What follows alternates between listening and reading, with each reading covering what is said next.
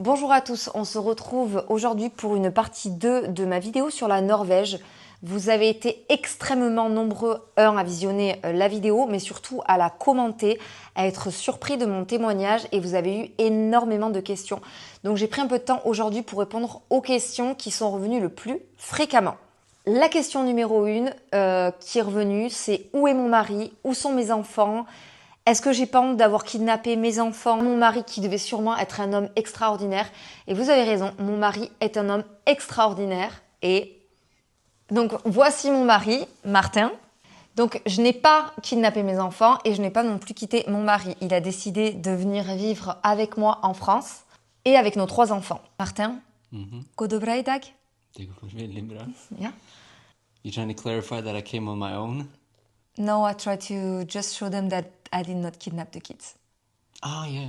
Donc, on fera une autre vidéo où on va vous parler de son point de vue de Norvégien qui a quitté son pays natal pour venir s'installer donc en France. Les différences que lui constate et je pense qu'on se rejoint assez sur le fait que la vie en France est beaucoup plus douce et beaucoup plus agréable qu'en Norvège. Ce qui m'amène à une question qui est revenue énormément, c'est est-ce que tu as cherché à t'intégrer dans le pays et est-ce que tu as essayé d'apprendre le norvégien?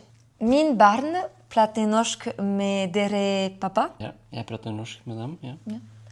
Jeg ikke prater så bra, men jeg forstår masse norsk og prøver prate norsk med deg, så det går bra. Og jeg prater ikke så bra fransk, men jeg prøver. Comme vous pouvez le voir, je parle norvégien. Alors, c'est pas le meilleur norvégien au monde, mais je me débrouille. Je suis capable de tenir des conversations, donc c'est plutôt pas mal. Das ist der Puff.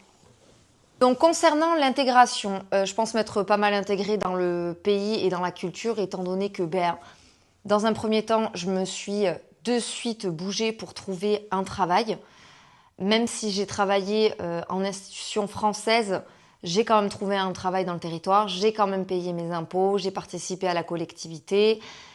J'ai eu 3 enfants, donc j'ai été dans le système de santé norvégien où j'ai pu rencontrer diverses personnes. J'ai pris des cours de norvégien, j'ai un niveau en norvégien, je parle le norvégien de manière assez bonne. C'est pas excellent, mais c'est plutôt pas mal. Je suis complètement bilingue en anglais maintenant. Je pense avoir fait quand même relativement le nécessaire pour pouvoir m'inclure dans la société norvégienne. Vous m'avez demandé qu'était devenu mon amie. Mon amie, elle est rentrée en France 1 an juste avant moi. Elle était en couple, elle s'est séparée et elle a préféré rentrer en France. Au départ, elle voulait pas trop, puis finalement, elle est très heureuse d'être rentrée, tout comme moi. Tu as attendu d'avoir 3 enfants pour te rendre compte que tu n'aimais pas le pays.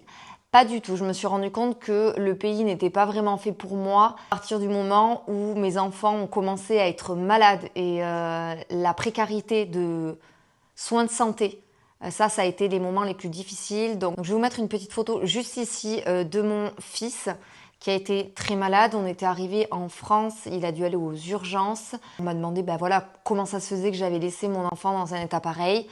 J'ai expliqué que j'étais allée plusieurs fois aux urgences, notamment à Oslo, que j'avais demandé à ce qu'on soigne mon enfant et qu'on m'avait dit « c'est rien, ça va passer », sachant que je sentais qu'il avait des difficultés respiratoires, il pleurait énormément.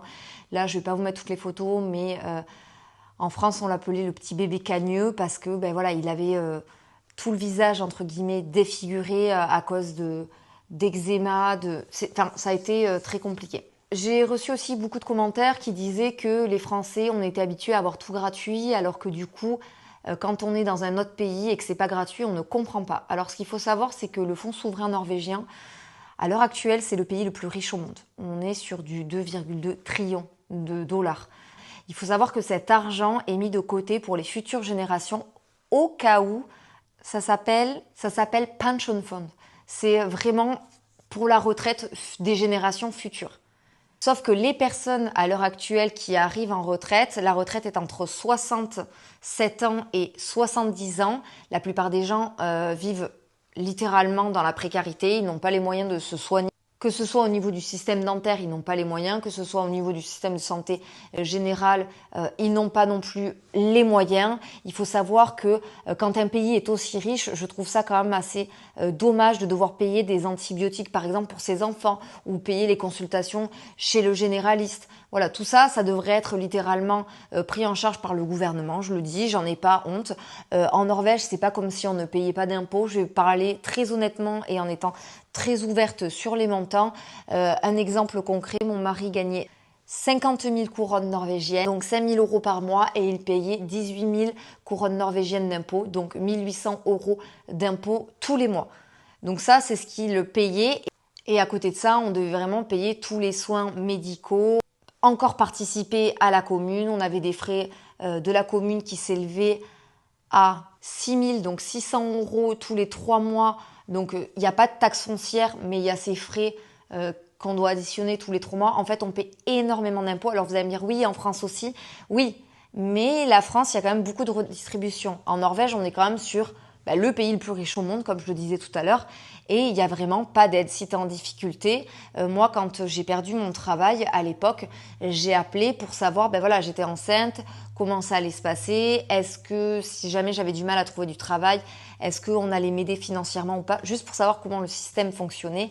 On m'a de suite dit, non, il faut que vous trouviez du travail parce que nous, on vous aidera pas en fait. Donc ça peut faire un peu cassos en le disant comme ça et c'est pas du tout mon état d'esprit. Mais je trouve que pour un pays qui prend autant à ses citoyens, ne pas leur venir en aide quand ils ont des difficultés, c'est un peu difficile. Alors j'ai eu beaucoup de commentaires qui disaient oui, mais il n'y a pas beaucoup d'immigration. C'est normal qu'il n'y ait pas beaucoup d'immigration pour 2 raisons. Première raison, ils ne font pas partie de l'Union européenne à proprement dit. Donc, ils n'ont pas de quota d'immigration à respecter. Et c'est vrai que quand il y a eu la pandémie du Covid, les gens qui étaient sur le territoire illégalement, on leur a payé des billets d'avion, ils sont rentrés chez eux. Donc, ils n'ont pas les quotas européens à respecter. Et deuxième chose, on peut appeler ça du racisme déguisé entre guillemets. Mais en tout cas, et ça c'est pas mal dans un sens, c'est-à-dire que si vous postulez sur des offres d'emploi et qu'il y a 10 personnes qui postulent, ils vont choisir en priorité un Norvégien. Voilà. Ils veulent que les personnes qui sont natives du pays, ou en tout cas qui ont la nationalité du pays, aient les emplois en premier, ce que je trouve plutôt bien. Mais c'est vrai qu'il y a une forme de racisme déguisé. Par exemple, moi, tous les jours, je prenais le train pour aller à Oslo. Donc, c'était 40 minutes, j'avais mon pass. Et quand j'étais dans le train, j'avais rarement des contrôles. Vous pouvez voir, je suis blonde. Bon, j'ai pas les yeux bleus, mais c'est vrai que je fais assez norvégienne de manière générale quand je ne parle pas. On se dit pas c'est une étrangère. Sachez que dès que j'avais le malheur d'ouvrir la bouche et de parler en français au téléphone avec ma maman par exemple, on venait systématiquement me contrôler. En tout cas, ce que j'ai vraiment voulu dire par cette vidéo où j'ai décrit mon expérience en Norvège qui est peu commune, parce qu'on a très souvent tendance à dire oui, la Norvège, c'est merveilleux, on est heureux, les paysages sont magnifiques. Bon, oui, les paysages sont très beaux, il fait quand même très froid. Alors vous allez me dire, ouais, t'es un peu conne si tu t'attendais pas à ça. Alors oui, je m'attendais à ce qu'il fasse froid, je m'attendais à ce qu'il y ait beaucoup de nuit, je m'attendais à toutes ces choses-là. En revanche, je m'attendais pas à un tel isolement social, je ne m'attendais pas à ces non-dits en permanence, je ne m'attendais pas à être dans une précarité financière dans l'un des pays les plus riches du monde en étant mariée à un Norvégien. Donc c'est vrai que tout ça, on nous a beaucoup vendu la Norvège comme le pays le plus sympa, limite de l'Europe, comme la Suisse ou autre, où les gens sont riches. C'est faux. Voilà, c'est faux. Et par cette vidéo, moi, je veux juste simplement dire aux Français, la France est un pays magnifique, c'est un pays merveilleux, où on vous aide quand vous en avez besoin, où la solidarité existe encore. On a toujours envie de penser que l'herbe est plus verte ailleurs, mais croyez-moi, je vous le promets, l'herbe n'est vraiment pas plus verte ailleurs. Je vous ferai une autre vidéo pour vous dire où on a déménagé, avec quel pays on a hésité. Surtout, vous partagez le témoignage de mon mari. Vous allez être surpris, en tant que Norvégien, est tombé fou amoureux de la France. Sur ce, je vous dis à très vite.